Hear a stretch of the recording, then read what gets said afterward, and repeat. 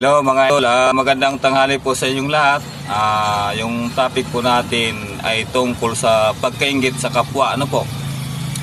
Ngayon mga idol, yung pagkainggit sa kapwa ay maraming klase po ito. Yung tutukuyin ko po ngayon ng pagkainggit sa kapwa ay yung pag-asinso ng kapwa sa ng kapitbahay natin.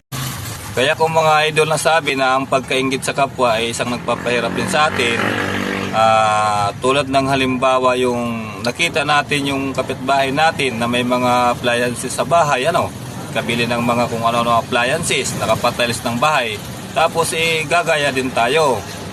So ang gagawin natin mga idol, kay nakita natin na asensado na yung mga kapitbahay natin, ang gagawin natin, mangungutang tayo sa card, yan, sa ASA, ano pa man yan ang papautang, at ibibili natin mga appliances din, ipapatiles ng bahay.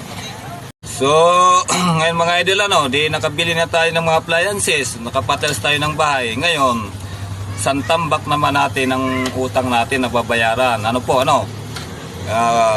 Yung nakikita natin sa kapitbahay, kung nakabili mga appliances, nakapatiles, yun ay malaki ang sahod nila, kaya ganun po. So paano mga idol, dyan na lang nagtatapos ang topic natin. Yung mahalaga sa atin, mayroon tayong prinsipyo at marunong tayong makontento kung ano ang mayroon tayo.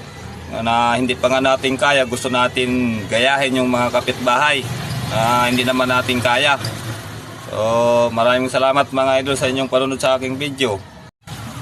Sana po mga idol, lagi po kayong manonood ng aking video para may magkaroon tayong kalaman at may matutunan tayo sa mga topic, at para updated po kayo sa mga gina-upload ko na video. Okay po, maraming pong salamat and bye bye po.